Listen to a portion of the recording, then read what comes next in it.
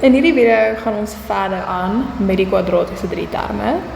So in die vorige video het ons hoofsaaklik gefokus op die verskil wat jy kan kry met as daar 'n getal is vir jou x kwadraat en as daar nie 'n getal is vir jou x kwadraat nie. Right, en ek het hom mooi vir jou opgedeel. So in hierdie video gaan ons net nog 2 voorbeelde kry. So my voorstel om seker om jy kry die beste leer is om die video te kyk, self die 2 somme te doen en daar waar jy vashak, weer die video te kyk, daai stap te kyk, om te pause, weer die som te begin, tot jy die som 100% kan doen, sonder om weer terug te moet gaan na die video toe. So vir beide 3 en 4, en ek glo as jy dit gedoen het, sal die fondasie begin sin maak, van wat is 'n drieterm en hoe faktoriseer ek 'n drieterm. Alright, so kom ons begin. Nommer 3, 5a3 mag 2 plus 2a minus 3. Die feit dat daar 3 terme is, sê vir my dis 'n drieterm. So my finale antwoord gaan in 2 hakies moet kom. Die eerste ding waarna ons altyd kyk, is jou teken. Voor my 3 het ek 'n minus. Onthou as daar 'n minus is, beteken dit een hakkie is positief, een hakkie is negatief. Dit maak nie saak wat se hakkie jy kies nie, solank jy een 'n plus het en die ander het 'n minus. Alright, volgende ding wat ek moet doen, is ek moet begin met my getalle. Nou die feit dat daai 'n 5 is en daai 'n 3 is, sê vir my, ek moet daai 2 met mekaar maal. So ek gaan begin deur te sê, wat is 5 maal 3? Dit gee vir my 15. So die faktore wat ek gaan kry, is die faktore van 15. Alright, so wat maal wat gee alles vir my 15? Ons opsie is obviously 1 maal 15, en ek kan hom omdraai ook deur te sê 15 maal 1. En my ander opsie is 3 maal 5, of ek kan hom omdraai en sê dis 5 maal 3. Belangrik, jou tekens.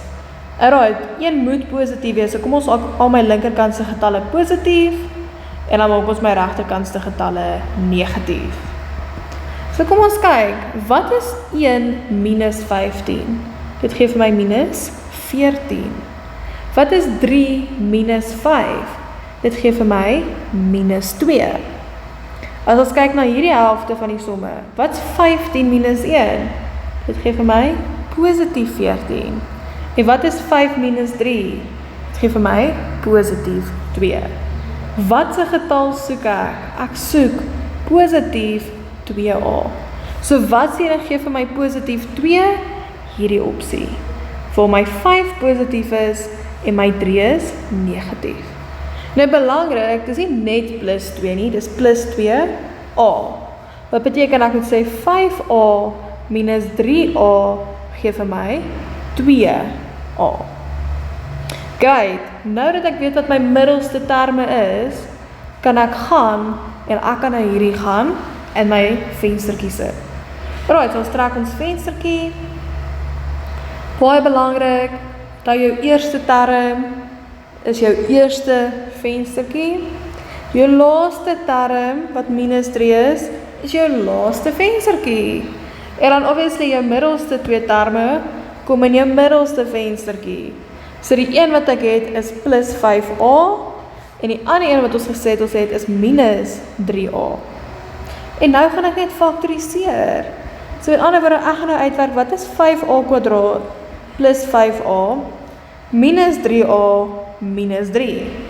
So as ons kyk na ons eerste 2 terme, en ons breek hom op, dan gaan 5a kwadraat vir my gee 5 maal a, en 5a is dieselfde as 5 maal a.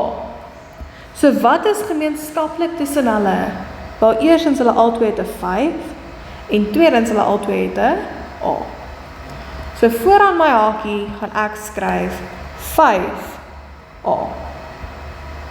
Nou as ek die 5 uithaal en ek haal die a uit, en ek haal die 5 uit en ek haal die a uit, waarmee bly ek oor? Ek bly oor met 'n a, 'n plus, en onthou as daar niks meer is nie, is daar altyd 'n plekhouer 1.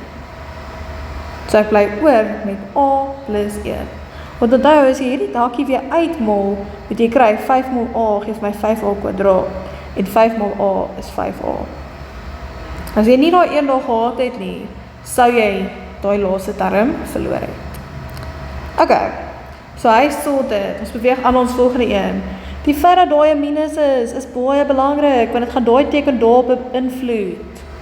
So tussenin het ek 'n minus, en nou gaan ek dieselfde doen. Wat is gemeenskaplik tussen minus, of wat is gemeenskaplik tussen 3a en 3? Wel, 3 maal a, en die regelheid is 3 maal 1. So wat is gemeenskaplik hierso? Daar albei van hulle het 'n 3. So ek haal my 3 gemeenskaplik uit. Nou as ek my 3 uitgehaal het, vra ek vir myself, alright, wat bly oor? Obviously bly daar a oor. Belangrik, dit was 'n minus, maar die omgekeerde van 'n minus is 'n plus. As ek hierdie twee weer met mekaar maal, so minus maal 'n plus, dan gaan ek weer die minus kry, wat ek oorspronklik gehad het. Alright, en dan dieselfde, daar bly ek oor met a, die minus word nou plus, en daar bly ek oor met my plekhouer van 1. Sien jy dat jou twee hakies dieselfde is? So as hulle albei dieselfde is, gaan skryf ek hulle in een hakie, en ek skryf dit wat oorbly in my tweede hakie. So ek bly oor met 5a minus 3. So met ander woorde, ek het a plus 1, 5a minus 3. En daar het jy hom nou net gefaktoriseer. Right, so pause vir die video hier, werk homself uit, en hou aan en hou aan en hou aan, tot jy hom reg kry. Right, nou beweeg ons aan na nommer 4. Laat ek net gou my bord skoonmaak. Right, so by nommer 4 het ek 2p² minus 11p minus 20. Dit is obviously 'n 3 term, so ek weer al gaan 2 hakies wees. Wat is die eerste ding waarna ek kyk? Die eerste ding waarna ek kyk is my teken. So wat teken het ek vir my konstante? Ek het 'n minus. Wat beteken een hakie moet 'n plus hê, ander hakie moet 'n minus hê.